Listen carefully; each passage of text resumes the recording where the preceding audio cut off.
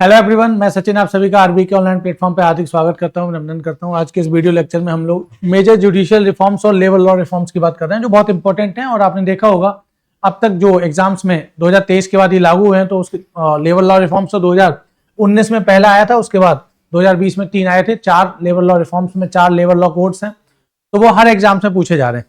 ठीक है, ये 2023 में आए जुडिशियल रिफॉर्म्स, इनके बारे में भी क्वेश्चन पूछा गया है। जैसे मैं एग्जाम्पल बता देता हूं आपको। आपने सुना होगा बीएनएस, जिसने आईपीसी की जगह लिया, भारतीय न्याय संहिता। बीएनएसएस, भारतीय नागरिक सुरक्षा संहिता, जिसने सीआरपीसी की जगह लिया, और भारतीय साक्ष्य अधिनियम। तीनों ये कितना कब आए? 2023 में आए। ठीक है, इसने किसकी जगह लिया? इंडियन एविडेंस एक्ट 1872 की जगह लिया। इसी तरीके से लेबर लॉ रिफॉर्म्स में लगभग 40 के आसपास कानून थे भारत में लेबर लॉ के, और उन लेबर लॉ रिफॉर्म्स के अंतर्गत उनको 4 लेबर लॉ कोड्स में डाला गया है ना। तो इसमें हम 4 लेबर लॉ कोड्स पढ़ेंगे।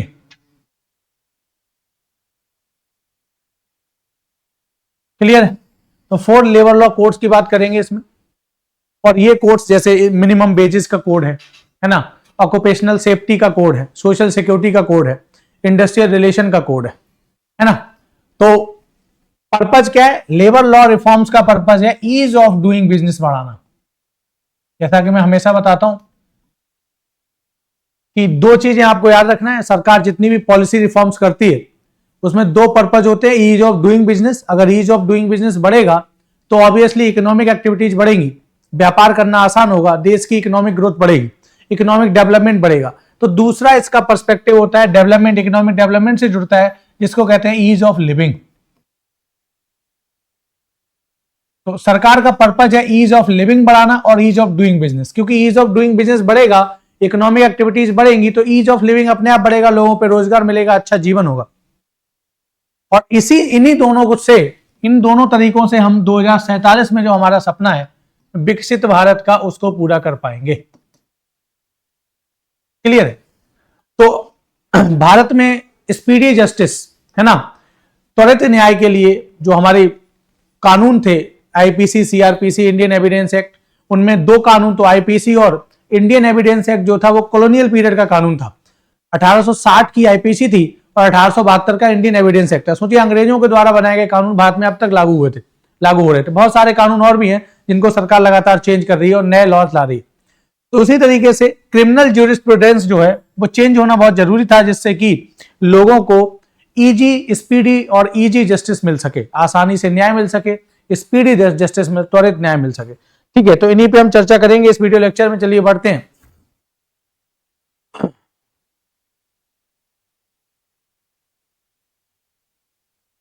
आरबी की हमारी कॉम्बो टेस्ट सीरीज चल रही है, इसके बारे में कुछ इंफॉर्मेशन है यहाँ पे आप देख सकते हो। 499 रुपए में ये 9 महीने की वैलिडिटी के साथ, 399 रुपए में 4 महीने की, और 12 महीने 599 रुपए में वैलिडिटी के साथ ये अवेलेबल है आपको। 3 जनवरी 2026 से ये स्टार्ट हुई है। कॉम्बो टेस्ट सीरीज का मतलब है बहुत सारे एग्जाम्स, ये एक ही टेस्ट सीरीज जो है उसमें कवर आपको होंगे। बहुत सारे अलग अलग एग्जाम्स के लिए टेस्ट सीरीज है, आप देख सकते हो यहाँ पे। वो सारे एग्जाम्स के लिए कॉम्बो टेस्ट सीरीज है ये, और इसमें टारगेट ग्रुप्स बनाए जा रहे हैं। 2 टारगेट ग्रुप बनाए जाएंगे इसमें। इसके बारे में सारी इंफॉर्मेशन यहाँ पे दी हुई है, कैसे आप ज्वाइन कर सकते हैं। चलिए टेबल ऑफ कंटेंट देखते हैं। सबसे पहले बीएनएस, भारतीय न्याय संहिता, जिसकी मैंने चर्चा की, इसको पढ़ेंगे, जो आईपीसी की जगह आई है। भारतीय नागरिक, अच्छा ये क्वेश्चन ध्यान रखना है कि किसकी जगह आई, कौन? आईपीसी, इंडियन पीनल कोड 2000 कह रहा हूं, 1860 की जगह ली है इसने। भारतीय नागरिक सुरक्षा संहिता बीएनएसएस है, जिसने सीआरपीसी की जगह ली है। क्रिमिनल प्रोसीजर कोड 1973 का लागू था, इसकी जगह ली है। और भारतीय साक्ष्य अधिनियम 2023, जिसने इंडियन एविडेंस एक्ट 1872 को रिप्लेस किया है। तो ये क्वेश्चन भी पूछा गया है बहुत बार, किसने रिप्लेस किया है। इसके अलावा हम लेबर लॉ रिफॉर्म्स की बात करेंगे, और इसके अलावा हमेशा चर्चा में रहता है एक एक्ट, पॉक्सो एक्ट, सुना होगा आपने, 2012 का POCSO act, protection of child from sexual abuse act, POCSO act. Clear? तो इन एक्ट्स की हम इस वीडियो में चर्चा करने वाले हैं। चलिए पहला देख लेते हैं, भारतीय न्याय संहिता बीएनएस 2023। ध्यान रखना है, अच्छा ये ध्यान रखना है, लागू कब से हुए हैं ये? 1 जुलाई 2024 से। तीनों ये डेट आपको याद रखना है, बहुत बार क्वेश्चन पूछा गया है कि कब से ये लागू हुए। ठीक है, बाकी किसने रिप्लेस किया बता चुका, आईपीसी 1860। क्लियर है? टोटल कितने सेक्शन है इसमें, धाराएं कितनी है? 358 है, जबकि आईपीसी में कितनी थी? 511 थी। इसका मतलब धाराओं कम हुई है, कॉम्प्लेक्सिटी को कम किया गया, ईज को बढ़ाया गया। ठीक है, अच्छा ध्यान रखना, आईपीसी होता क्या? Indian penal code. किस अपराध में क्या सजा मिलेगी, पेनाल्टी क्या होगी, पीनल क्या होगा, उसको लिखा होता है आईपीसी में। क्लियर है? जैसे सुना होगा आपने आईपीसी 302 होता था, मर्डर के चार्ज में होता था। आईपीसी 307 अटेम्प्ट टू मर्डर होता था, जिसको आप लोग सुना होगा देसी भाषा में हाफ मर्डर कहते हो। तो इस तरीके की बहुत सारी आईपीसी आपने सुनी होंगी, उनको रिप्लेस किया है अब किसने? बीएनएस ने, भारतीय नागरिक संहिता। अच्छा, इसका बैकग्राउंड क्या है वो मैं बता देता हूं, क्वेश्चन पूछा गया है। आईपीसी 1860 में आया था, अंग्रेजों के टाइम में इसको किसने तैयार किया था? तो वो था लॉर्ड मैकाले की लीडरशिप में। मैंने आपको मॉडर्न हिस्ट्री में जो लोग ऑफिसर्स बैच में जुड़े हैं उन्हें पढ़ाया हुआ है। लॉर्ड मैकाले की लीडरशिप में फर्स्ट लॉ कमीशन बना था भारत का पहला विधि आयोग बनाया था। कब? 1834 में। किसने बनाया था? उस समय गवर्नर जनरल ऑफ इंडिया था Lord William Bentinck. Lord William Bentinck के द्वारा यह बनाया गया था लॉ कमीशन, जिसका हेड था कौन? लॉर्ड मैकाले इसका हेड था। और इसकी लीडरशिप में जो कमीशन बना भारत का पहला लॉ कमीशन, उसने तैयार किया था इंडियन पीनल कोड। क्लियर है? ऑब्जेक्टिव आप देख सकते हो, मैंने जो बताया है बहुत सारी चीजें वही सारा लिखा हुआ है, आप पढ़ना चाहो पढ़ सकते हो कि भाई कॉलोनियल पीरियड का जो लॉज थे उनको खत्म करना।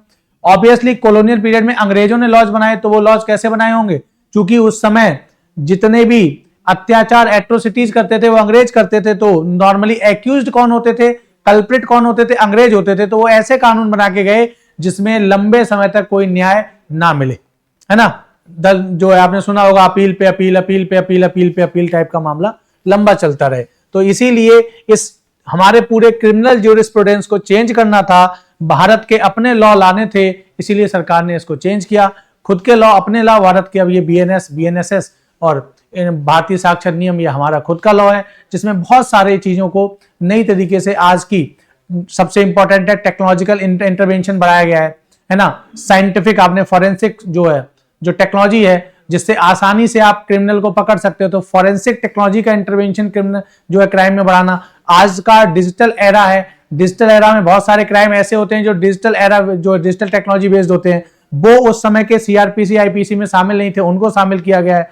दूसरा, टाइम बाउंड किया गया है जस्टिस को, जुडिशियल क्रिमिनल जो ज्यूरिस्प्रूडेंस है, जो हमारा जो जस्टिस है, उसको टाइम बाउंड किया गया है कि भाई जो टाइम रखा गया है वो 3 साल का रखा गया है कि किसी भी केस को जो बीएनएस में रजिस्टर होगा उसको 3 साल के अंतर्गत क्या करना होगा? ट्रायल को कंप्लीट करना होगा और दोषियों को सजा सुनानी होगी।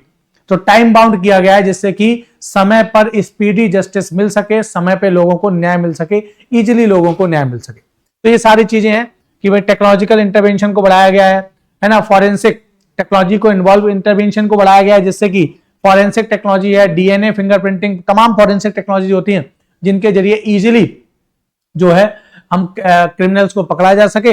अभी तक इन सब चीजों को एज अ एविडेंस नहीं माना जाता था, इसीलिए बहुत सारी चीजों को, मतलब सब चीजों को नहीं, कुछ चीजों को भारतीय साक्षर अधिनियम में ये सब डाला गया है कि आज की नए डिजिटल फुटप्रिंट, जैसे इलेक्ट्रॉनिक फुटप्रिंट था, अब वो समय जब आईपीसी बना उस समय इलेक्ट्रॉनिक फुटप्रिंट का कोई कॉन्सेप्ट ही नहीं था, तो वो सबूत नहीं माना जाता था। लेकिन जो है भारतीय साक्षर अधिनियम में डिजिटल फुटप्रिंट्स को एज अ एविडेंस कोर्ट में एडमिसिबल होगा, इस चीज की जो है प्रोविजन किए गए हैं। तो जो आज के टाइम का, आज का एरा है, डिजिटल एरा है, उसके बेसिस पर ये सब चीजें इसमें तैयार की गई हैं।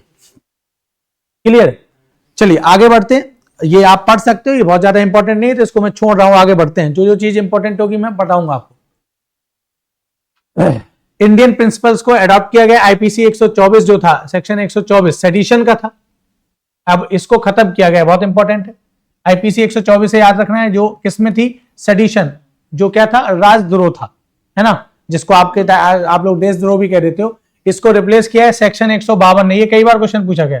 सेक्शन 152 किसका है? बीएनएस का है, ध्यान रखना है। और किसने रिप्लेस किया? 124। क्लियर है? और इसमें राजद्रोह को अब देशद्रोह कहा गया है ना। सेडिशन मतलब देशद्रोह, एक्चुअल में देशद्रोह ही होता है सेडिशन, लेकिन चूंकि अंग्रेजों ने कानून बनाया था, तो अंग्रेजों के टाइम में अंग्रेजों की जो ब्रिटिश इंडिया की सरकार थी, उसका आलोचना करना भी क्या होता था? राजद्रोह होता था। सेडिशन का चार्ज लगा देते थे वो लोग अंग्रेज। लेकिन भारत में अब भाई हम डेमोक्रेटिक कंट्री में रहते हैं, यहाँ सरकार की आलोचना करना एक डेमोक्रेटिक प्रोसेस का हिस्सा है, इसीलिए हम कोई भी आलोचना कर सकता है, पॉजिटिव क्रिटिसिज्म कोई भी कर सकता है। इसीलिए इस राजद्रोह की जगह अब क्या है, सेडिशन को देशद्रोह की तरह डाला गया है। और now penalise acts against India sovereignty, unity and integrity. अगर कोई भारत की एकता, अखंडता और संपूर्णता पे खतरा उत्पन्न करता है, क्लियर है, कोई भी ऐसा कृत्य करता है जो भारत की एकता, अखंडता और संपूर्णता पे खतरा उत्पन्न करेगा, तो फिर उसके लिए बीएनएस का सेक्शन 152 जो बहुत इंपॉर्टेंट है, क्वेश्चन पूछा जा सकता है।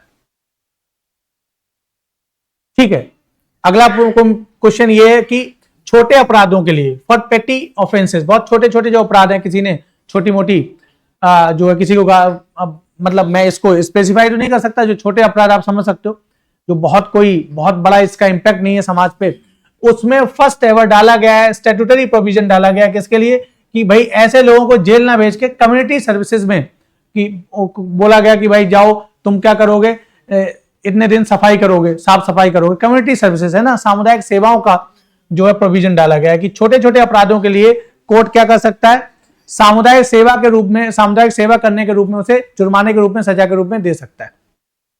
अगला जेंडर न्यूट्रल बनाया गया, न्यूट्रल बनाया गया इसको, sexual offences phrased to include all genders, सबसे बड़ी बात है, महिला पुरुष के अलावा जो है एलजीबीटीक्यू सबको डाला गया, मतलब जेंडर न्यूट्रल कानून बनाए गए हैं, जिसमें जो भी सेक्सुअल ऑफेंसेस होंगे वो सबके लिए जेंडर न्यूट्रल बनाया गया है। क्लियर। अगला देखिए, सबसे इंपॉर्टेंट है मॉब लिंचिंग, एक्सप्लिसिटली क्रिमिनलाइज किया गया है मॉब लिंचिंग को, भीड़ द्वारा किसी की हत्या कर देना, इसको इसमें इंट्रोड्यूस किया गया है, पहली बार introduce for the first time with collective liability for mob participants, collective liability के रूप में डाला गया है कि ये सामूहिक उत्तरदायित्व होगा, जिस भीड़ ने किसी व्यक्ति की अगर हत्या की है, मारपीट की है किसी के साथ, तो उसको डाला गया है। अगला देखिए, आप ये पढ़ लेना, बहुत इंपॉर्टेंट नहीं है, इसके बारे में आगे बढ़ता हूं। चलिए,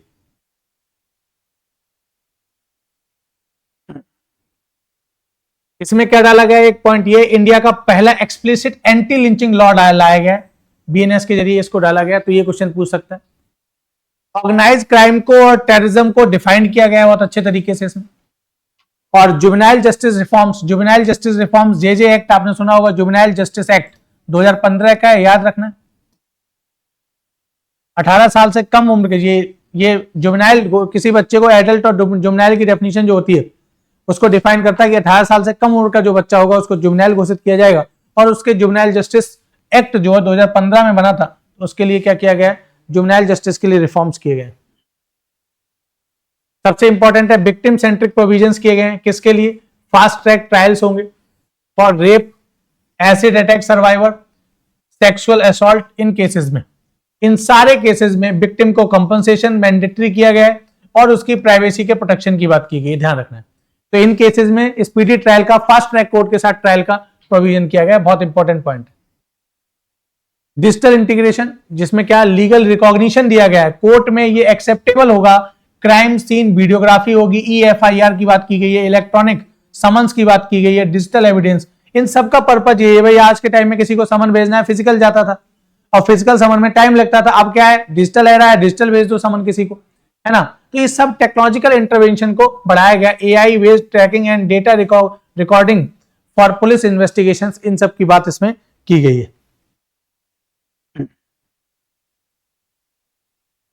और क्या क्या डाला गया है, वर्चुअल ई कोर्ट्स की, ई प्रोसीडिंग्स की बात की गई है कि भाई जो ट्रायल होगा, कोई बहुत खतरनाक अपराधी है तो उसको वर्चुअली, अब देखो इसमें स्पीडी ट्रायल कैसे आएगा, अगर वर्चुअल कोर्ट्स काम करेंगे, मतलब कैदी को जेल में रहते हुए वीडियो कॉन्फ्रेंसिंग से क्या करेगा, कैदी जो है कोर्ट की प्रोसीडिंग्स को अटेंड करेगा, तो टाइम बचेगा, रिसोर्सेज बचेंगे, ट्रायल तेजी से होगा। तो ये सारा टेक्नोलॉजिकल इंटरवेंशन किया गया। देखिए यहाँ पे साइबर क्राइम और इन सबको डाला गया है, क्योंकि आज के लेटेस्ट टाइप के ये नए, आज के नए डिजिटल एरा के जो है क्राइम है, इन सबको इसमें शामिल किया गया है, जो आईपीसी में नहीं होता था।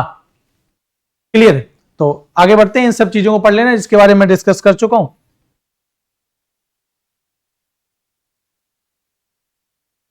अगला, protection of public servants, public servants को प्रोटेक्शन दिया गया है, क्या कि कोई भी सरकारी काम में बाधा उत्पन्न करेगा तो उसके लिए क्या किया गया, अलग से लीगल प्रोविजंस किए गए हैं उसको पेनाल्टी के, है ना। एआई और डिजिटल फोरेंसिक्स को मैंडेटरी किया गया। क्लियर है, ये बहुत इंपॉर्टेंट पॉइंट है।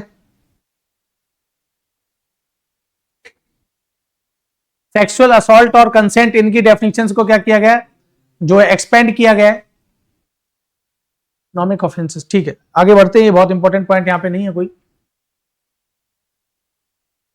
अगला, व्हाई इट मैटर्स, ये सब मैंने चीजें बता दी क्यों ये मैटर करता है। सिंपल सी बात है, जो इसका ऑब्जेक्टिव होगा उसकी वजह से जिसकी इसकी इंपॉर्टेंस क्या है वो यहां पे लिखी गई, वो सारी बातें मैं डिस्कस कर चुका हूं, तो मैं इसको अब आगे दोबारा रिपीट नहीं करूंगा।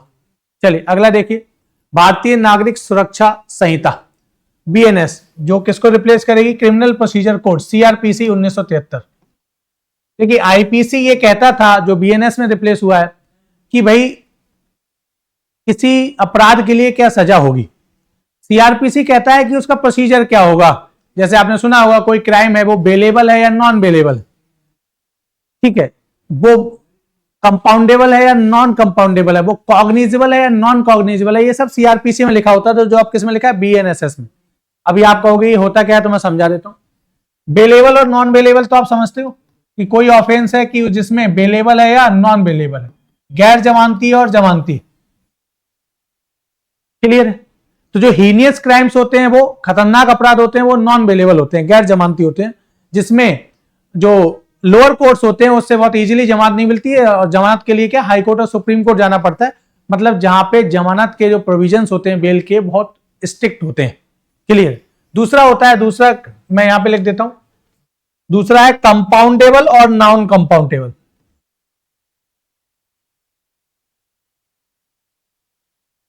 वाद योग्य और गैर वाद योग्य, जमानती और गैर जमानती।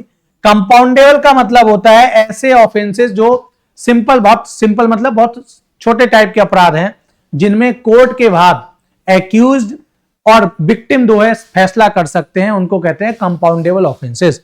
नॉन कंपाउंडेबल मतलब गैर वाद योग्य, मतलब ऐसे हीनियस क्राइम आते हैं, खतरनाक क्राइम आते हैं, जिसमें विक्टिम और एक्यूज्ड कोर्ट के बाहर समझौता नहीं कर सकते, उसका फैसला कोर्ट से ही आना है। ऐसे हीनियस क्राइम्स होते हैं, जैसे रेप का केस है ना, SC/ST एक्ट का केस है, ये क्या होते हैं, नॉन कंपाउंडेबल होते हैं, क्योंकि इसमें यह माना जाता है कि अगर विक्टिम पीछे हट जाता है तो फिर स्टेट विक्टिम की तरफ से केस लड़ता है।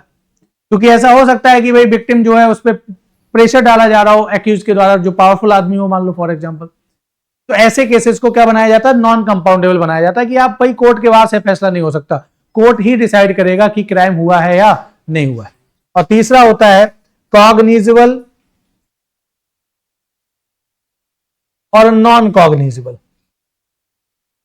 कॉग्निजेबल मतलब संज्ञेय हिंदी में कहते हैं, और गैर संज्ञेय। संज्ञेय मतलब जो बहुत खतरनाक क्राइम है, जिसके लिए कॉग्निजेबल ऑफेंसेस का मतलब है ऐसे खतरनाक ऑफेंसेस, बहुत हीनियस क्राइम्स, जो जिसके लिए वारंट की आवश्यकता नहीं होती, ध्यान रखना है।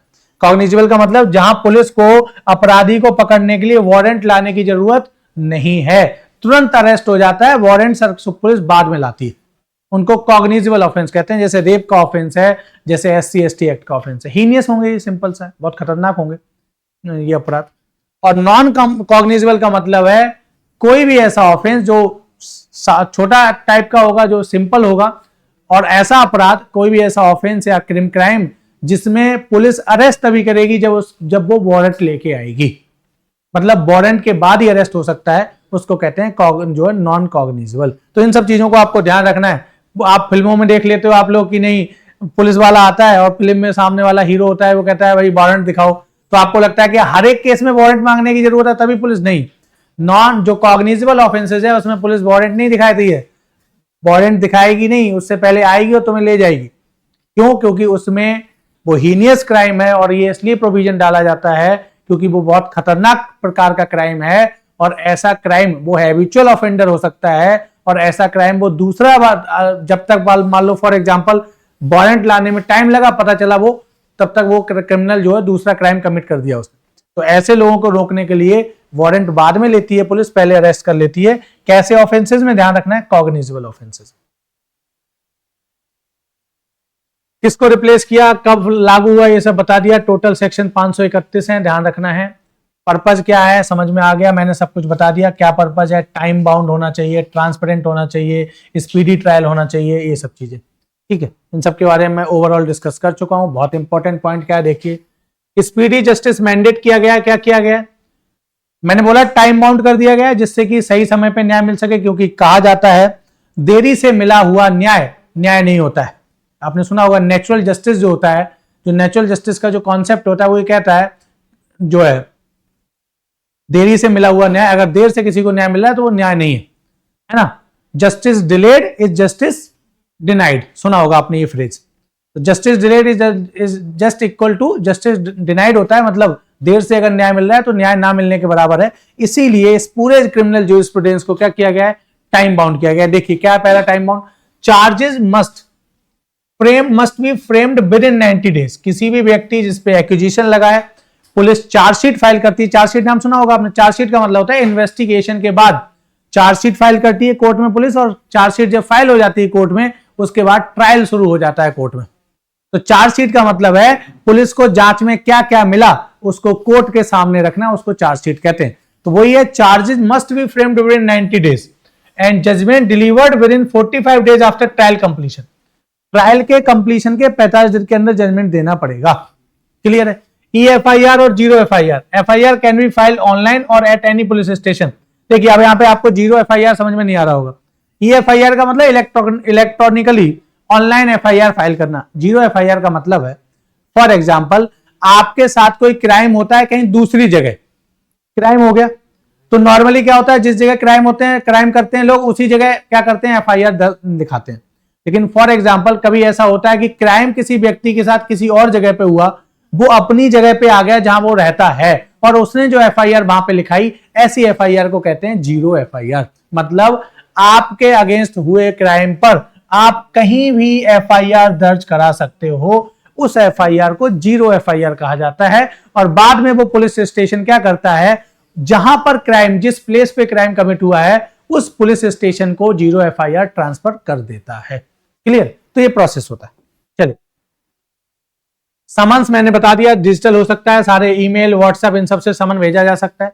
अगला देखिए यहां पे डाला गया है, देखो बहुत इंपॉर्टेंट है, ये क्वेश्चन पूछेगा। मैंडेटरी फॉरेंसिक इन्वेस्टिगेशन, वो ऑफेंस, वो क्राइम जिसमें 7 साल या उससे ज्यादा की सजा का प्रोविजन किया गया है, उन सब में फॉरेंसिक टीम जाएगी, वीडियोग्राफी करेगी क्राइम सीन का और फॉरेंसिक एविडेंस कलेक्ट करेगी, जिससे क्रिमिनल को पकड़ना क्या हो जाएगा? आसान हो जाएगा, क्योंकि फॉरेंसिक टेक्नोलॉजी से क्राइम को पकड़ना आसान होता है। पहले ये सब चीजें नहीं थी, पहले ये सब चीजें इतनी आसानी से, जो टेक्नोलॉजिकल इंटरवेंशन इतनी आसानी से नहीं होता था। अब इसको मैंडेटरी कर दिया है कि कोई भी क्राइम जिसमें सजा का प्रोविजन 7 साल या उससे ज्यादा है, उसमें फॉरेंसिक इन्वेस्टिगेशन मैंडेटरी है, लीगल बाइंडिंग है, करना ही पड़ेगा, जिससे कोर्ट को एक्यूज को पकड़ना, आरोपी को पकड़ना आसान हो जाएगा और ये प्रूफ करना आसान हो जाएगा कि उसने क्राइम किया है या नहीं किया है। कस्टोडियल सेफगार्ड्स की बात की गई है। क्या किया गया? Stronger provisions against torture and abuse. भाई किसी के साथ गलत तरीके से पुलिस टॉर्चर ना कर पाए, उसके लिए प्रोविजंस किए गए हैं। Police must inform the arrest person about reasons for the arrest and right to bail. ये तो मैं आर्टिकल, इसको मैंने आर्टिकल 22 में भी आपको पढ़ाया। आर्टिकल 22 फंडामेंटल राइट पॉलिटी में हमने पढ़ा हुआ है, राइट ऑफ अरेस्ट पर्सन, कि अगर वो प्यूनिटिव ऑफेंसेस जो हैं, एक प्रिवेंटिव ऑफेंसेस पढ़ाए थे मैंने, ऑफेंसेस पढ़ाए थे, एक प्यूनिटिव पढ़ाए थे। प्यूनिटिव ऑफेंसेस में अगर किसी व्यक्ति को अरेस्ट किया जाता है तो उसके 3 अधिकार बताए थे मैंने। पहला, उस व्यक्ति को right to know the reason of arrest. दूसरा, विद इन 24 आवर्स के उसको कोर्ट के सामने प्रोड्यूस करना अरेस्ट के बाद। और तीसरा बताया था उसको अपने लॉयर से बात करना, लॉयर के जो है लॉयर से बात करना और लॉयर की जो है लॉयर से कनेक्ट करना, ये उसका राइट है। और इसमें क्या दिया गया है? रीजन फॉर अरेस्ट लिखित, तो वो भी रिटन। सुप्रीम कोर्ट अपने ये डिसीजन में कह चुका है कि किसी भी व्यक्ति को अरेस्ट किया जाता है तो सुप्रीम कोर्ट एक डिसीजन में बोला है उस पुलिस स्टेशन के इंचार्ज को रिटन में उसका रीजन बताना होगा कि भाई किस उसमें ऑफेंस के अंडर उसे अरेस्ट किया गया है। अगला, विक्टिम का स्टेटमेंट 30 दिन के अंदर क्या करना पड़ेगा? जो है रिकॉर्ड करना पड़ेगा। वीडियो कॉन्फ्रेंसिंग के जरिए और कंसीलमेंट के जरिए अलाउड होगा। वल्नरेबल जो विटनेस ऐसे हैं जिन्हें डर है, संवेदनशील हैं, उनके लिए वीडियो कॉन्फ्रेंसिंग के जरिए भी क्या कर सकते हो? विक्टिम से जो है विटनेस से क्या ले सकते हैं हम? एविडेंस के बारे में और विक्टिम का और विटनेसेस का जो है स्टेटमेंट ले सकते हैं। सारा कुछ डिजिटल जो है, ये पॉइंट लिखे हुए हैं, सारा डिजिटल टेक्नोलॉजी का यूज किस तरीके से बढ़ाना है। अगला देखिए यहाँ पे पुलिस कस्टडी बहुत इंपॉर्टेंट है। पुलिस कस्टडी जो है उसकी 15 दिन मैक्सिमम, ये क्वेश्चन पूछा जा चुका है। पुलिस कस्टडी मैक्सिमम कितने दिन की हो सकती है, क्वेश्चन पूछा गया कितना, 15 दिन। अब आपको मैं यहां पे समझा देता हूं दो टर्म, एक होता है पुलिस कस्टडी और एक होता है जुडिशियल कस्टडी। सुना होगा आप,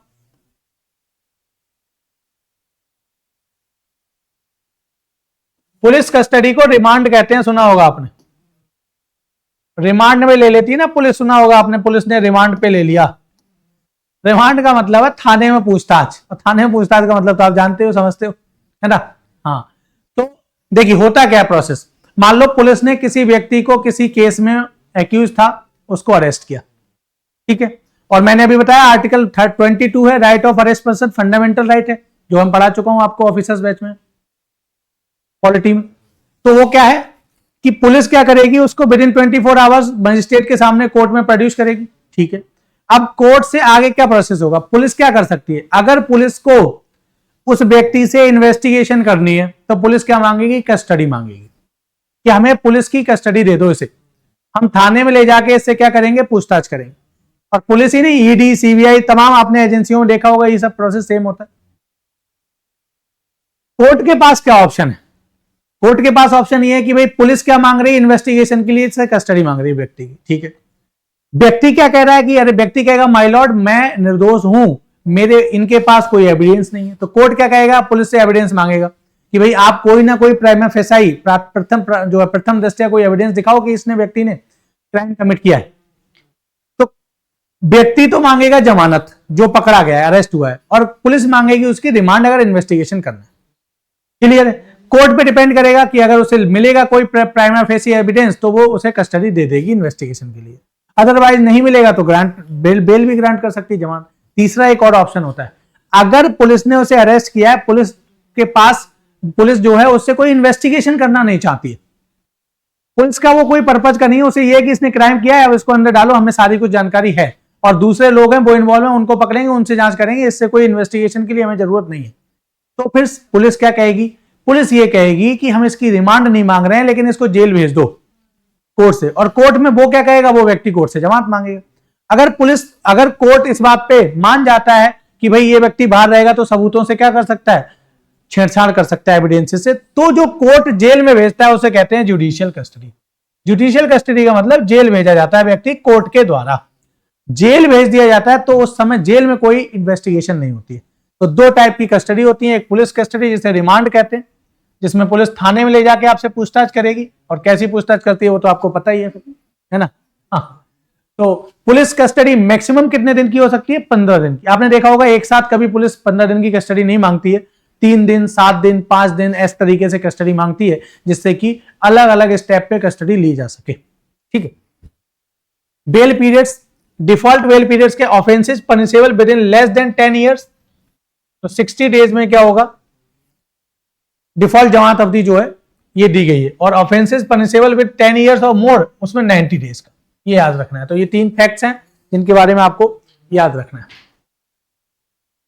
अगला, मजिस्ट्रेट में grant default bail after expiry of investigation period, ठीक है। सेक्शन 15, सेक्शन 105, ठीक है, बहुत ज्यादा इंपॉर्टेंट नहीं है। वीडियोग्राफी एंड सर्च सीजर्स जो है, अगला क्या है, परमिटेड इंश्योर, ठीक है, बहुत इंपॉर्टेंट नहीं है कोई पॉइंट इसमें, तो आप एक बार पढ़ लेना, इसमें कोई पॉइंट इंपॉर्टेंट है, हाँ ये इंपॉर्टेंट है पॉइंट।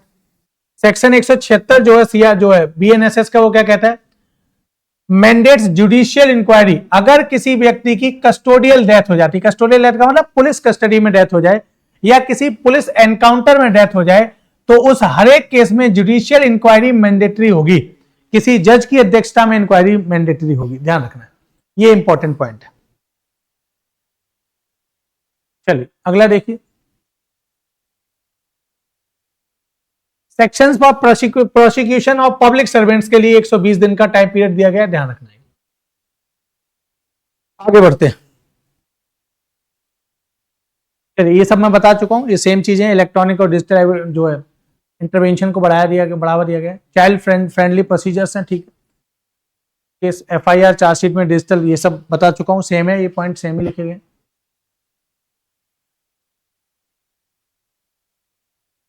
ये appeals must be disposed within 1 year from the filing date. ये इंपॉर्टेंट है कि अगर किसी केस में किसी ने अपील फाइल की है, किसी अगर कोई लोअर कोर्ट का, हाई कोर्ट का कोई वर्डिक्ट है, लोअर कोर्ट का वर्डिक्ट है, उसके अगेंस्ट में कोई अपील फाइल की गई है, ठीक है। लोअर कोर्ट में भी क्या है, सीजीएम कोर्ट के बाद सेशन कोर्ट में जो डिस्ट्रिक्ट जज के अगेंस्ट, डिस्ट्रिक्ट जज के पास भी अपील की जाती है, अगर आपने थोड़ा लॉ के फील्ड में जानकारी हो तो। उसमें यह कहा गया है कि कोई भी अपील एक वर्ष के अंदर उस अपील पे सुनवाई आपको करना पड़ेगा, निपटारा करना पड़ेगा।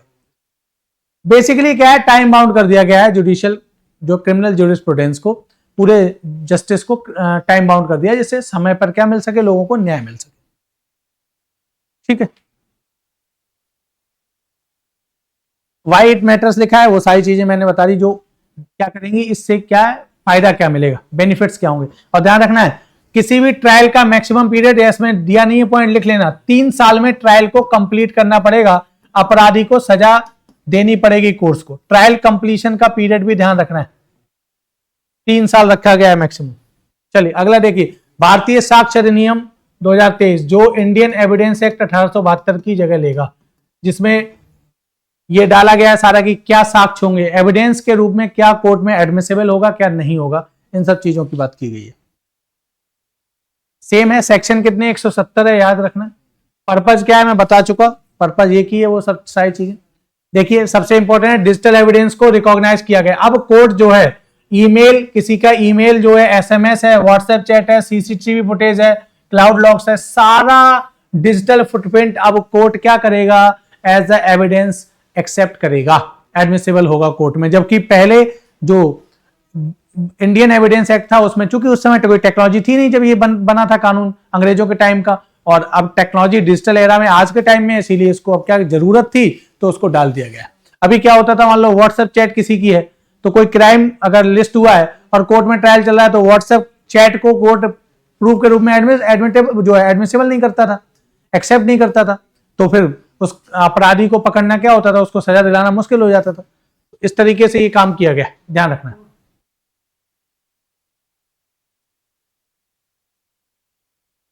ये पढ़ लेना, बहुत ज्यादा इंपॉर्टेंट नहीं है, आगे बढ़ता हूं मैं।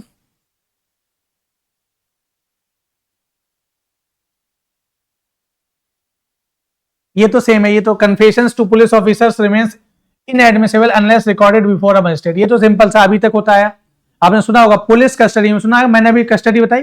पुलिस कस्टडी में कोई भी आप बयान देते हो पुलिस ऑफिसर के सामने, किसी भी व्यक्ति जिसको पकड़ा गया है, एक्यूज्ड है, उसने बयान दिया है, तो वो कोर्ट उसको एज अ प्रूफ एडमिट नहीं करता है, ये तो पता ही होगा आपको। कोर्ट में सामने, कोर्ट के सामने, मजिस्ट्रेट के सामने जो बयान देगा व्यक्ति, वो एडमिसिबल होगा। तो आपने देखा होगा बहुत सारे अपराधी ऐसे होते हैं जो पुलिस के सामने जो है, पुलिस के जो है इन्वेस्टिगेशन से बचने के लिए तो एक्सेप्ट कर लेते हैं उनके द्वारा लगाए गए आरोपों को, और कोर्ट में मुकर जाते हैं, कहते हैं पुलिस ने दबाव बना के हमसे ये बुलवाया है। तो ये सब चीजें आपने देखी होंगी, है ना, ध्यान रखना।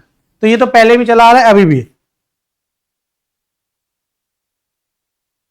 ये देखिए, the BSA now formally recognise expert testimony को भी क्या किया गया है, इसमें शामिल किया गया। ये बहुत इंपॉर्टेंट है। फॉरेंसिक है, मेडिकल है, हैंड राइटिंग है, हैंड रिटन और डिजिटल एनालिस्ट है, इन सब के जो भी टेस्टिमनी होंगी, इनको भी एज ए एविडेंस माना जाएगा। ये बहुत इंपॉर्टेंट चीजें। ओरल एविडेंस को भी, ओरल एविडेंस और डॉक्यूमेंट्री एविडेंस को भी इसमें क्या किया गया, शामिल किया गया। ये बहुत इंपॉर्टेंट पॉइंट है।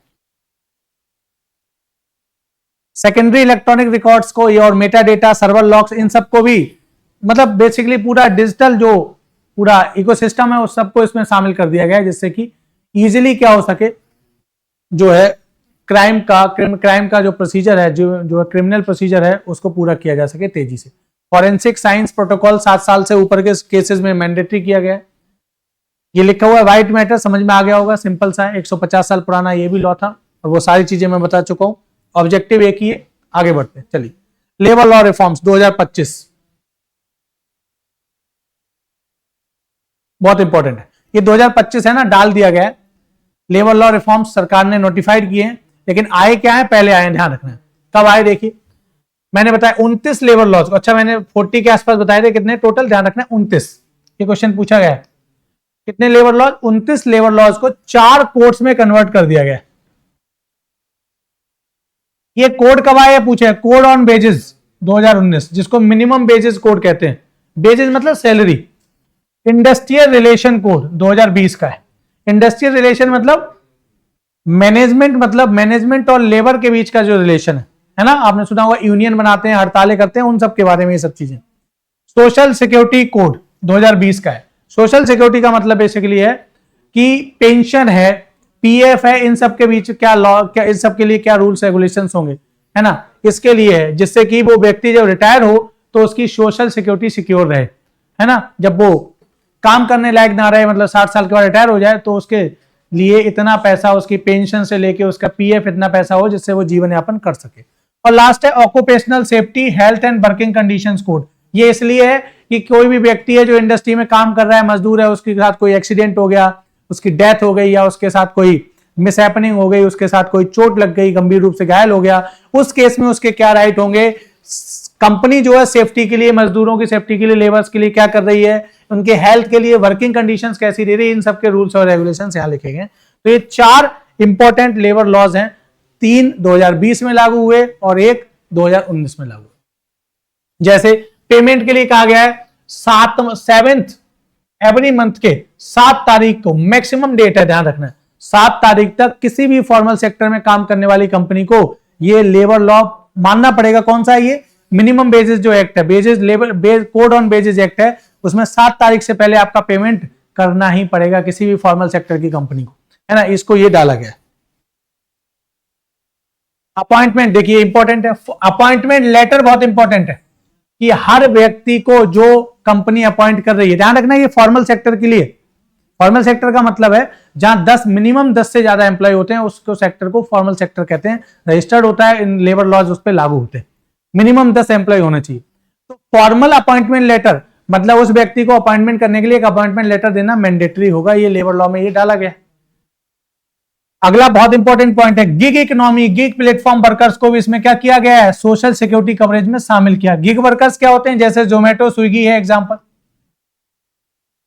तो जोमेटो स्विगी के जो डिलीवरी बॉय होते हैं, जैसे ओला उबर में काम करने वाले ड्राइवर्स होते हैं, ये गिग वर्कर्स होते हैं। कॉन्ट्रेक्चुअल बेसिस पे जो जॉब करते हैं, फ्रीलांसिंग बेसिस पे जो जॉब करते हैं, उनके लिए भी मिनिमम वेजेज और सोशल सिक्योरिटी इसमें, कि उनका भी पीएफ कटेगा, उनका भी ईएसआई होगा, पेंशन इन सब से जोड़ा जाएगा। क्लियर, तो ये ध्यान रखना है। इंडस्ट्रियल रिलेशंस के बारे में पूछा गया है, बहुत इंपॉर्टेंट नहीं है तो पढ़ लेना, पढ़ना चाहो आगे बढ़ते हैं। इंपैक्ट क्या होगा, employment increases from 47.5 crore 2000 to कितने करोड़ नेट एडिशन। पर्पज मतलब बेसिकली सिंपल सा, ईज ऑफ डूइंग बिजनेस बढ़ेगा। जब ईज ऑफ डूइंग बिजनेस बढ़ेगा तो लेबर लॉस जो होंगे, किसी भी इंडस्ट्रियलिस्ट को इंडस्ट्री सेटअप करने में दिक्कत नहीं करेंगे, लेबर लॉ की इंप्लीमेंटेशन इजी हो जाएगी, तो इंडस्ट्रियलाइजेशन बढ़ेगा। इंडस्ट्रियलाइजेशन बढ़ेगा तो इंडस्ट्री बढ़ेगी, प्रोडक्शन बढ़ेगा, जीडीपी ग्रोथ बढ़ेगी, रोजगार बढ़ेंगे, बहुत तेजी से देश आगे बढ़ेगा। तो यही सारी चीजें। ऑब्जेक्टिव क्या है मैंने समझा दिया, क्या ऑब्जेक्टिव है, सेम सारी चीजें लिखी हैं, आप पढ़ सकते हैं। अगला देखिए, पॉक्सो एक्ट 2012। एक पॉक्सो एक्ट है, एक और है, एक पॉश एक्ट भी है, इसको पॉश कहते हैं, है ना।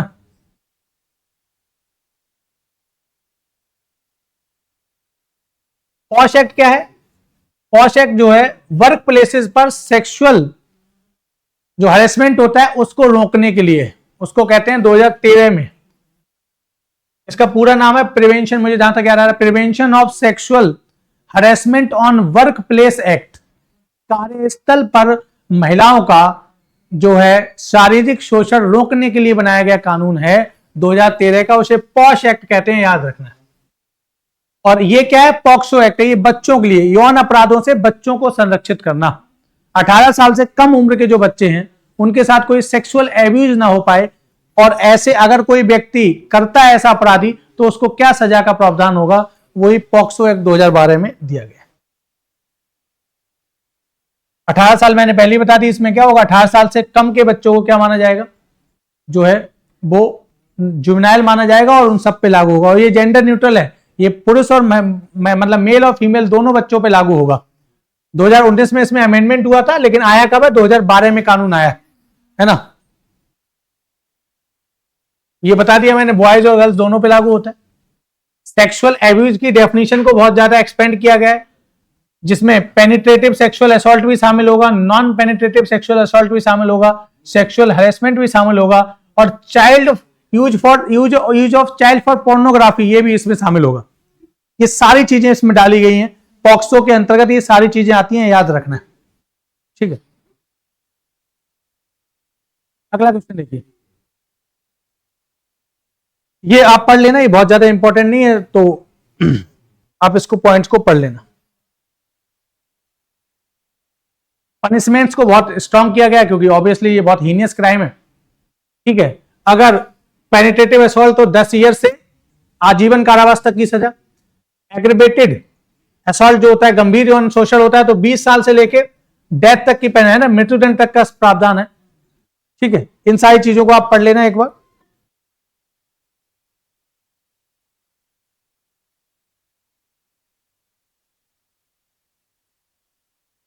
वाई इन न्यूज, जो हम इसके मतलब ये न्यूज में क्यों था इसकी बात की जा रही है कि POCSO act 2012 has been prominently in the news but 2025 due to a series of judicial interventions, proposed amendments and rising public concern over the child sexual abuse.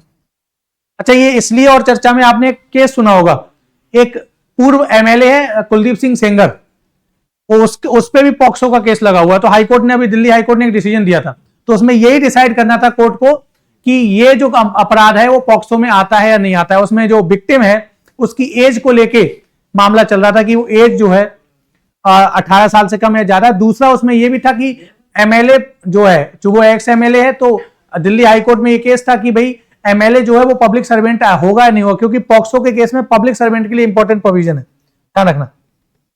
तो पॉक्सो एक्ट है 2012 का, उसमें पब्लिक सर्वेंट के लिए, चूंकि public servant एक public responsibility, एक बहुत ही अकाउंटेबल पोस्ट है, तो पब्लिक सर्वेंट के लिए और ज्यादा जो है स्ट्रिक्ट पनिशमेंट का प्रोविजन है। भाई पब्लिक सर्वेंट है, मान लो कोई अधिकारी है, ठीक है, और भी बहुत सारे पब्लिक सर्वेंट की एक ब्रॉड डेफिनेशन उसमें है। तो उसमें यह था कि भाई एमएलए को कहीं डिफाइन नहीं किया गया कि वो पब्लिक सर्वेंट होगा या नहीं होगा। मतलब इसमें तो कोर्ट में यही बहस होनी थी कि क्या एमएलए या एमपी को पॉक्सो एक्ट में पब्लिक सर्वेंट माना जाएगा नहीं, क्योंकि पब्लिक सर्वेंट एक बहुत इंपॉर्टेंट पोस्ट है, सरकारी लोक सेवक है। और पब्लिक सर्वेंट अगर कोई व्यक्ति है और वो अगर कोई अपराधी है जो पब्लिक सर्वेंट भी है और वो पॉक्सो एक्ट में क्या होता है, एक्यूज होता है, तो उस पर तो बहुत खतरनाक धाराएं लगनी चाहिए। क्यों? क्योंकि वो भाई ऑब्वियसली पब्लिक सर्वेंट है, एक पब्लिक अथॉरिटी पे बैठा हुआ है, एक बड़ा इंपैक्ट है उसका, बड़ा सोशल ऑरा है उसका, तो उसके द्वारा किए गए अपराध की गंभीरता भी क्या होगी, उतनी ज्यादा होगी, तो उसे और ज्यादा कड़े सजा का प्रावधान होना चाहिए। तो वो भी पॉक्सो में। तो कुलदीप सिंह सेंगर का जो केस चल रहा है, जिसमें उस पर गैंग रेप का आरोप है शायद, जहां तक मुझे याद है, रेप का आरोप, पता नहीं, गैंग रेप और रेप का जो है, आपने सुना होगा वो केस, कुलदीप सिंह सेंगर का मामला। तो उस केस में भी ये पॉक्सो का कानून चर्चा में है, ध्यान रखना। ठीक है, तो याद रखना है ये चीजें। शो मोटो डायरेक्टिव्स 2025 में पॉक्सो केस में सुप्रीम कोर्ट ने, ये आपके लिए बहुत ज्यादा इंपॉर्टेंट नहीं है, तो ध्यान रखना है।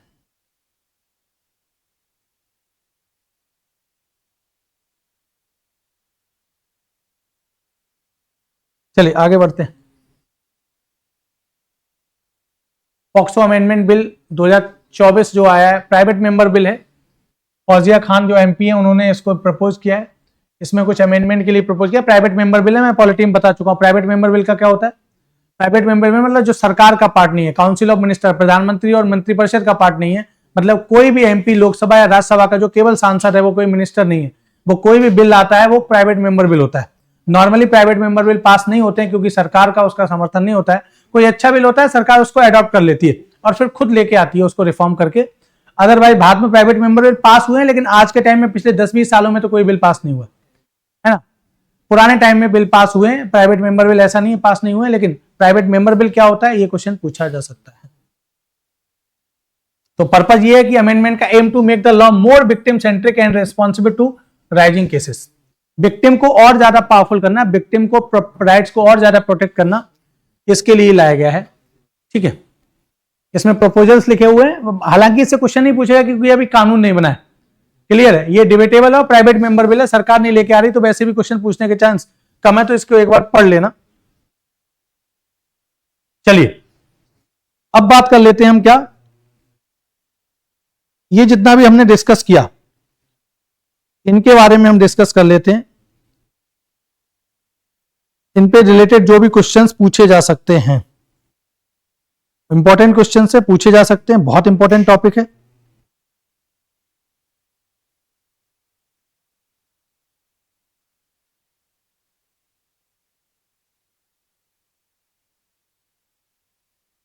चलिए पहला क्वेश्चन देखिए। पहला क्वेश्चन बहुत सिंपल सा क्वेश्चन है। भारतीय न्याय संहिता 2023 किसने रिप्लेस किया है? बहुत सिंपल सा, आपको पता है, इंडियन पीनल कोड 1860, जो लॉर्ड मैकाले के फर्स्ट लॉ कमीशन ने तैयार किया, 1860 में लागू हुआ। बहुत सिंपल सा क्वेश्चन है, पूरी हिस्ट्री भी बता चुका हूं इसकी मैं। अगला क्वेश्चन देखिए, बहुत इंपॉर्टेंट ये भी है। अगला क्वेश्चन क्या है? Which section of BNS explicitly criminalised mob lynching? मैंने पहले ही बोला है, आईपीसी में मॉब लिंचिंग का जो है कोई भी प्रोविजन नहीं था। मॉब लिंचिंग पर क्या अपराध पे, मॉब लिंचिंग के अपराध पे क्या सजा होगी, लेकिन मैंने बोला इसमें बीएनएस में डाला गया है, और इसके लिए सेक्शन पूछा जा सकता है कौन सा? 103 सब क्लॉज 2। और ध्यान रखना सेडिशन का भी सेक्शन पूछा जा सकता है, मैं बता चुका हूं, बहुत इंपॉर्टेंट, याद होगा। 124 ए की जगह अब क्या हो गया? 152 हो गया, ठीक है, याद रखना है। अगला क्वेश्चन देखिए,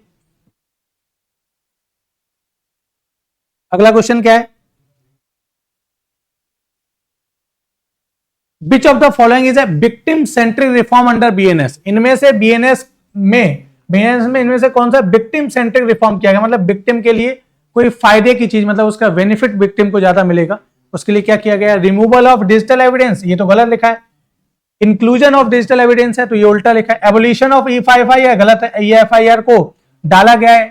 fast track trials for sexual offence हो सकता है, बिल्कुल सही बात है।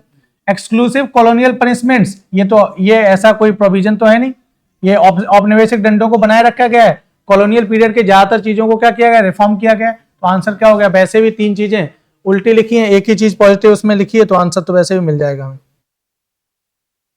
अगला क्वेश्चन देखिए, अगला क्वेश्चन क्या है? Which section in BNS focus on the act against India sovereignty, मतलब सेडिशन, इंडियाज यूनिटी, इंटीग्रिटी और सोवरेनिटी को चैलेंज वाले कृत्यों पे कौन सा लगेगा? सेडिशन जिसको कहते हैं, देशद्रोह है ना, अंग्रेजों के टाइम में जिसको कहते थे राजद्रोह, तो वो मैंने बता दिया सेक्शन 152 है। पहले कौन सा था? आईपीसी का 124A था। क्लियर है? अगला क्वेश्चन देखिए, अगला क्वेश्चन देखो क्या है? Which of the following is the true about BNS and cyber crime? क्या है? साइबर क्राइम इज इग्नोर्ड, बिल्कुल गलत है भाई। Cyber crime, digital technology intervention, ये सब डाला गया है बीएनएस में। Digital impersonation and identity thefts are now punishable. अगला only physical fraud is punishable. अगला डिजिटल ट्रांजेक्शंस आर अनरेगुलेटेड, गलत। तो आंसर क्या हो गया? वैसे भी चार ऑप्शन में आपको दिख रहा होगा कौन सा है? डिजिटल इंपर्सोनेशन और आइडेंटिटी थेफ्ट, इसको पनिशेबल बनाया गया, डाला गया। चलिए अगला क्वेश्चन देखिए, अगला क्वेश्चन क्या है? ये मैंने आपको डेफिनेशन बताई। BNS allows zero FIR concept, what does it means? Simple सी बात है, जहां क्राइम कमिट हुआ है उस जगह पे एफआईआर ना होना, दूसरी जगह पे एफआईआर होना, इसको जीरो एफआईआर कहते हैं। तो FIR can be file online only, गलत। FIR can be registered anywhere, later transfer to proper jurisdiction, बिल्कुल सही आंसर मिल गया बी, इसका सिंपल सा आंसर है। चलिए अगला क्वेश्चन देखिए, अगला क्वेश्चन क्या है? अगला which section mandates judicial inquiry in all custodial deaths और पुलिस एनकाउंटर्स? मैंने बताया था मैंडेटरी कर दिया गया है, किसमें? ये सीआरपीसी का प्रोविजन था। और क्वेश्चन पूछा है किस सेक्शन के अंदर, तो सेक्शन आपको याद रखना है कौन सा है? सेक्शन 176 सब क्लॉज 2 इसका सेक्शन है। क्लियर है? अगला क्वेश्चन देखिए, अगला क्वेश्चन क्या है? विच provision under BNSS ensure victim and witness protection? Witness और विक्टिम के जो है उसका प्रोटेक्शन को इंश्योर करता है क्या? Statement recorded with in 30 days, किया गया है, बिल्कुल सही बात है। Identifies protected, video conferencing allowed, बिल्कुल सही है, पढ़ाया था मैंने, स्टार मार्क करके लिखवाया था। Witness must appear physically only, only लगाया तो वैसे भी आंसर गलत है। Victim statement recorded only after trial, बिल्कुल ओनली लगाया वैसे भी। विटनेस हैव नो प्रोटेक्शन, भैया विटनेस को प्रोटेक्शन नहीं दोगे तो कैसे काम चलेगा? गवाहों को प्रोटेक्शन देना बहुत जरूरी है, विक्टिम को प्रोटेक्शन देना बहुत जरूरी है। तो पॉजिटिव आंसर तो वैसे भी नहीं पढ़ा है तब भी आंसर लगा दोगे, आंसर क्या हो गया? ए इसका आंसर हो गया। अगला क्वेश्चन देखिए, अगला क्वेश्चन क्या है? Under BNSS, if the investigation period expires without completion, what can the magistrate do according default bail? Deny bail indefinitely time, grant default bail to the accused, release only after trial, refer the case to a higher court. Answer आपको समझ में आ रहा होगा, grant default bail to the accused. Clear है? अगला देखिए, अगला question क्या है? अगला क्वेश्चन बहुत सिंपल सा है. भारतीय साक्ष्य अधिनियम BSA 2023 किसको रिप्लेस करेगा? आपको पता है किसको? इंडियन एविडेंस एक्ट 1872 को. क्लियर है? अगला क्वेश्चन देखिए, अगला क्वेश्चन क्या है? Which rule regarding confessions is retained under BSA? Bharatiya Sakshya Adhiniyam में confessions to police officers are admissible. ये तो वैसे भी आपको पता है, पुलिस कस्टडी में दिए गए कन्फेशंस एडमिसिबल नहीं होते. Confessions to the police officers remain inadmissible unless recorded before the magistrate. ये तो आज भी चलता है, पहले भी था, आज भी है कि मजिस्ट्रेट के सामने जो दिए जाएंगे कन्फेशंस वही माने जाएंगे. तो आंसर ये हो गया. ठीक है, अगला पढ़ लो अगर नहीं आपको. Confessions can be written by family members. ये तो मतलब ही नहीं है कुछ भी. Confessions can be recorded by WhatsApp. गलत. आंसर क्या हो गया? बी इसका आंसर हो गया. अगला क्वेश्चन देखिए, अगला क्वेश्चन क्या है? Labour law reforms. ये 2025 ना लिखे है ना, इसका चूंकि नोटिफिकेशन हुआ है इसलिए 2025 लिखा है. वैसे लेबर लॉ रिफॉर्म 2019 और 2020 भी कर सकते हो ना. Consolidated how many existing labour laws into 4 labour codes. ये समझ में आ रहा होगा आपको. कितना? आंसर है क्या? 29. क्लियर है? अगला क्वेश्चन देखिए, अगला क्वेश्चन क्या है?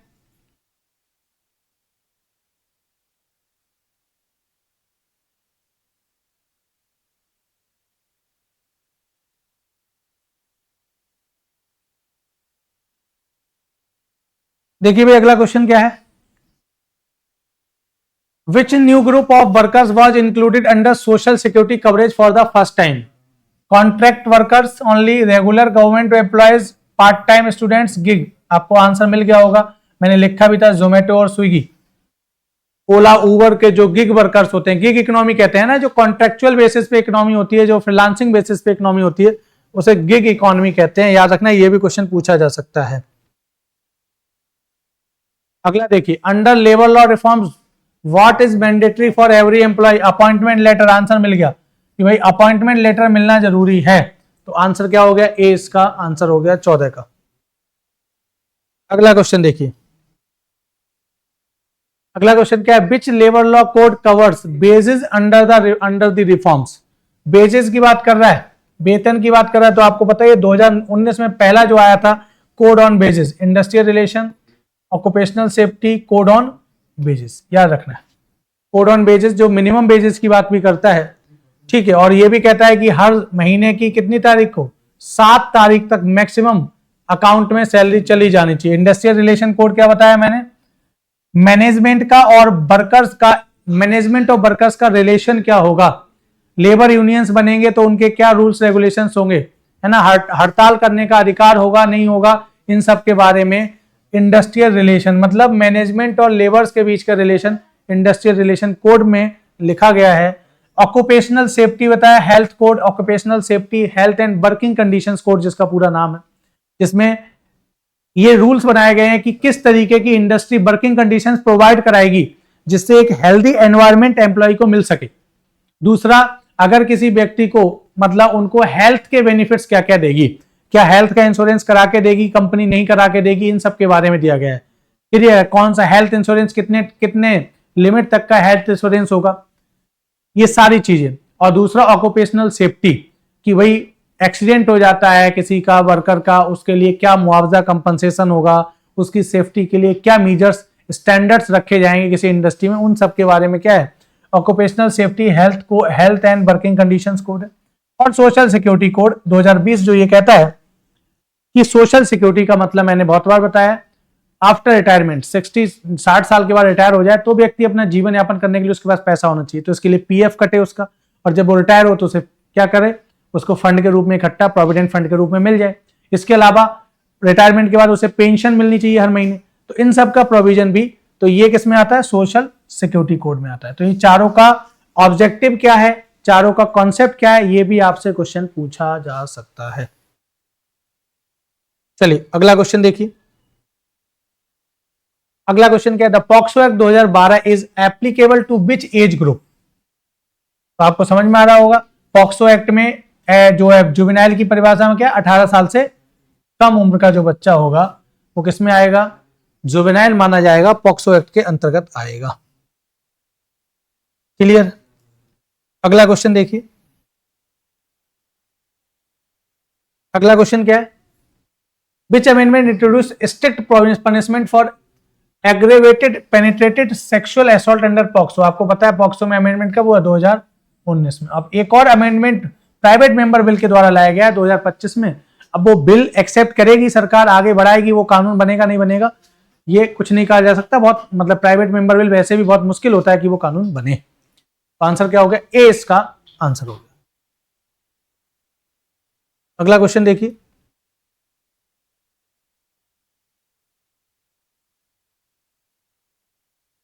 Which constitutional provision was used by the Supreme Court in its May 2025 suo motu POCSO case. ये क्वेश्चन मतलब ऐसे लिख दिया है, मैं बता देता हूं, पॉलिटी में आपने पढ़ा भी होगा। Article 142, power to exercise complete justice.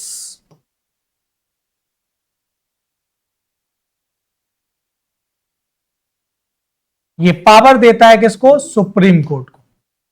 Polity में आप लोग पढ़ते हो आर्टिकल 142, आर्टिकल 43 भी आप पढ़ते हो। 143 क्या है, प्रेसिडेंट की पावर है एडवाइस लेने की किससे, सुप्रीम कोर्ट से, कॉन्स्टिट्यूशनल मैटर्स पर। वो भी ये चर्चा में था, मैंने बताया था करंट अफेयर्स में, मैंने आपको बताया था ये।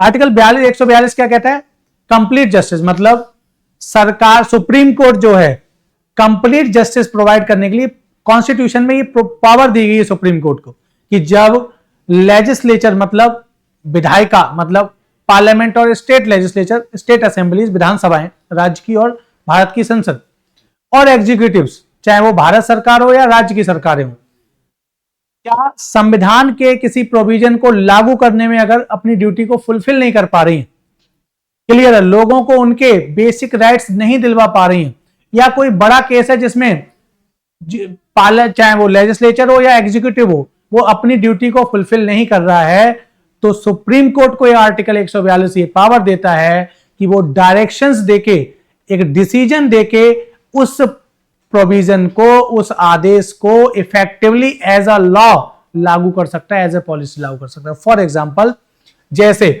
आपने सुना होगा सुप्रीम कोर्ट ने नेशनल हाईवेज के 500 मीटर के दायरे में अल्कोहल को बैन कर दिया, सुना होगा आपने। यह डिसीजन किसका है, यह डिसीजन एग्जीक्यूटिव का है, सरकारों का है, लेकिन लिया किसने, सुप्रीम कोर्ट ने लिया। इसको जुडिशियल एक्टिविज्म कहते हैं। क्या कहते हैं, जुडिशियल एक्टिविज्म। जुडिशियल एक्टिविज्म कहते हैं इसको, न्यायिक सक्रियता कहते हैं। जब इसका पर्पस क्या होता है, इसका मतलब ये होता है कि जब सुप्रीम कोर्ट मतलब जुडिशरी अपने ज्यूरिसडिक्शन से आगे जाकर एग्जीक्यूटिव या लेजिस्लेचर के ज्यूरिसडिक्शन में जाकर डिसीजन देने लगे। अब आप कहोगे ये तो नेगेटिव है, नहीं, ये तभी सर सुप्रीम कोर्ट करता है जब सरकारें या लेजिस्लेचर, विधायिका या एग्जीक्यूटिव अपनी ड्यूटी को फुलफिल नहीं कर पा रही। जैसे बढ़ते हुए एक्सीडेंट को लेके सुप्रीम कोर्ट ने डिसीजन दिया इसको कि भाई नेशनल हाईवे के 500 किलोमीटर के दायरे में शराब बिकेगी नहीं, तो शराब जब बिकेगी नहीं तो ड्रिंक एंड ड्राइव करने के चांस क्या हो जाएंगे, कम हो जाएंगे, एक्सीडेंट कम। और बता देता हूं, दिल्ली में एयर पॉल्यूशन को लेकर सरकार अगर सुप्रीम कोर्ट क्या करे, कोई एडवाइजरी जारी कर दे, कोई डिसीजन जारी कर दे, तो वो डिसीजन लागू हो जाएगा। जैसे फॉर एग्जांपल दिल्ली में आपने सुना होगा fire crackers supreme court ban कर चुका है। फायर क्रैकर्स मतलब पटाखे है ना, बैन है। ग्रीन फायर क्रैकर्स ही चलाए जा सकते हैं। ये डिसीजन किसका होना चाहिए, एग्जीक्यूटिव का, सरकार का, लेकिन किसने लिया, सुप्रीम कोर्ट ने। किस पावर का यूज किया, आर्टिकल 142 का यूज किया। क्लियर। आपने एक और सुना होगा, सिनेमाघरों में मूवी शुरू होने से पहले राष्ट्रगान बजना मैंडेटरी है। यह डिसीजन किसका था, सुप्रीम कोर्ट का था। कौन सी पावर का यूज किया? आर्टिकल 142 का। तो समझ में आ गया होगा आर्टिकल 142। तो ये पॉइंट लिखा गया है, ये बहुत बेसिक पॉइंट है कि सुप्रीम कोर्ट ने किसका यूज किया, किस पावर का, आपको समझ में आ गया होगा आर्टिकल 142 का यूज। ये सुप्रीम कोर्ट की एक्स्ट्रा ऑर्डिनरी पावर है, असाधारण शक्ति है ये 142। सुप्रीम कोर्ट कोई भी डिसीजन दे सकती है, चाहे वो लेजिस्लेचर के ज्यूरिडिक्शन का हो, चाहे वो एग्जीक्यूटिव के ज्यूरिडिक्शन का हो। ये आपने पॉलिटी में पढ़ा होगा, सुप्रीम कोर्ट का बहुत इंपॉर्टेंट ये पावर है, बहुत इंपॉर्टेंट ये आर्टिकल। चलिए अगला क्वेश्चन देखिए।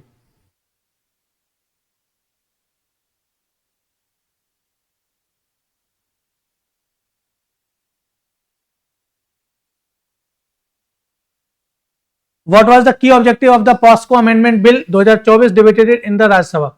बहुत इंपॉर्टेंट नहीं है, क्योंकि ये बिल है, प्राइवेट मेंबर बिल है, तो पूछेगा ये क्वेश्चन, बहुत इंपॉर्टेंट ऐसा मुझे लगता नहीं है, इंपॉर्टेंट क्वेश्चन नहीं है। लेकिन आपको पता है कि उद्देश्य क्या है कि भाई इस पॉक्सो जो एक्ट है उसमें विक्टिम को और ज्यादा अधिकार देना, उसको विक्टिम सेंट्रिक बनाना, जिससे विक्टिम को आसानी से जस्टिस मिल सके। तो आपको दिख रहा होगा कौन सा answer? Making the law more victim centric.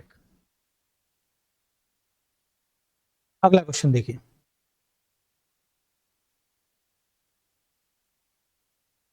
अगला क्वेश्चन क्या है? Why was POCSO act frequently in news 2025? ये भी क्वेश्चन ठीक है, टीम ने बना दिया, बहुत ज्यादा इंपॉर्टेंट नहीं है, क्योंकि वो पता है क्यों है, क्योंकि जुडिशियल इंटरवेंशंस की वजह से और proposed amendment in Rajya Sabha as a private member bill. तो ये आंसर बी हो गया। चलिए आगे बढ़ते हैं। तो ये यहां पे 20 क्वेश्चंस थे, इसके हमने खत्म किए। ठीक है, क्वेश्चंस 2-4 क्वेश्चंस थे जो बहुत ज्यादा इंपॉर्टेंट नहीं थे, बाकी सारे क्वेश्चंस बहुत इंपॉर्टेंट थे, इसके अच्छे क्वेश्चंस थे जो हमने बनाए थे, क्वेश्चन पूछा जा सकता है। दूसरा, अभी मेंस का सीजीएल मेंस का एग्जाम है, इसके अलावा जो भी और एग्जाम्स होंगे, बीएनएस, बीएनएसएस और जो है भारतीय साक्षर अधिनियम, इसके अलावा लेबर लॉ कोड्स, ये सारे, मतलब इसमें बहुत सारी चीजें जो जैसे पॉक्सो वाला जो इसमें मैंने पढ़ाया आपको, वो बहुत ज्यादा इंपॉर्टेंट नहीं है। बस पॉक्सो एक्ट कब आया? 2012 में आया। किसके लिए है?